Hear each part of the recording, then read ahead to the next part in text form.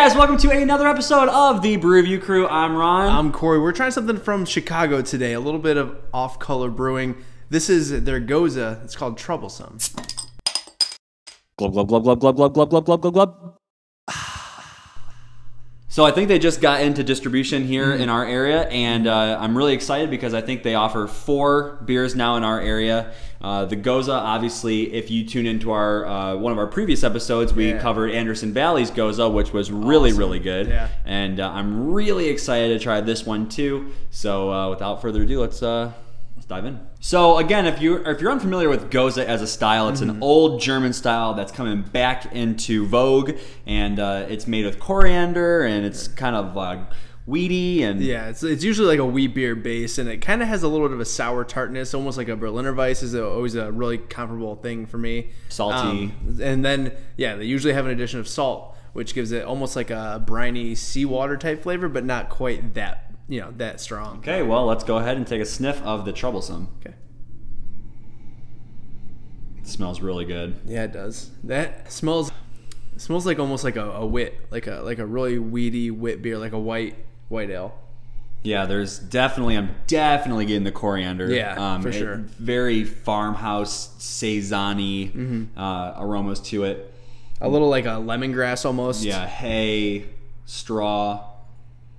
There's some nice juicy notes though too. Some almost citrusy, juicy notes that are almost in the background. They're not too strong, but they're there.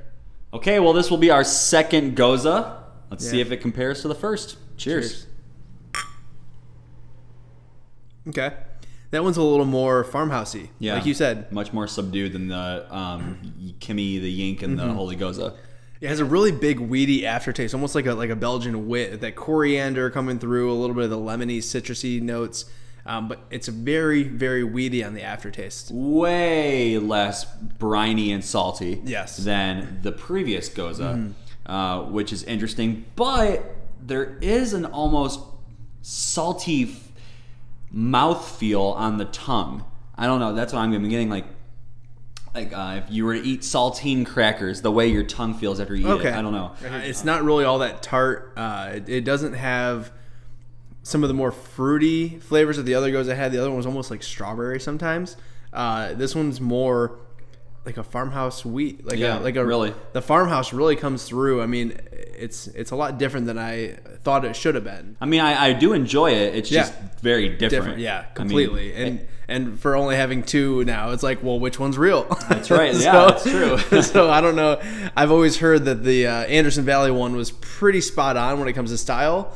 So I'm going to kind of lean towards that, but it's just so different. I don't know. Yeah. All right, Corey. So now that we've had 2 different Goses, 2 very different, I guess, interpretations of the same style. You had the Anderson Valley, and now here with the Troublesome from Off Color, what are you giving the Troublesome? I'm going to go 85. I also think that I don't like that farmhouse flavor as much as I liked the brighter, more tart flavors of the Anderson Valley. So I know it's stupid to compare one to the next all the time, but since it's what we have, I'm going to kind of do that right now. So I'm going to go 85. I mean, it's a solid beer. It's good. It's very drinkable. Just didn't quite blow me away. Okay. I'm going to go 90. Okay. B+. I like it almost equally to the Anderson Valley, but for different reasons. Yeah. I like the Anderson Valley's flavor a little bit more, but I think this one's probably a little bit more drinkable. Well, guys, unfortunately for us, Randy Jackson has departed from the crew. We tried to keep him along. Scheduling conflicts. He's a beer savant. We know how good he is. But at the same time, sometimes you just can't always make it. So we got the next best thing. Internet sensation Noah Ritter, otherwise known as the Apparently Kid. Hey, Apparently Kid, what do you think of this beer? No! You're too young to drink, Apparently Kid. Doesn't matter what you think. That's right. We do not condone underage drinking here at the Brew Review Crew. So he just has to wait another 16 years? Yeah, we'll check back with them. Yeah, we'll have one on ice 16 years later. Come on down, see what you think.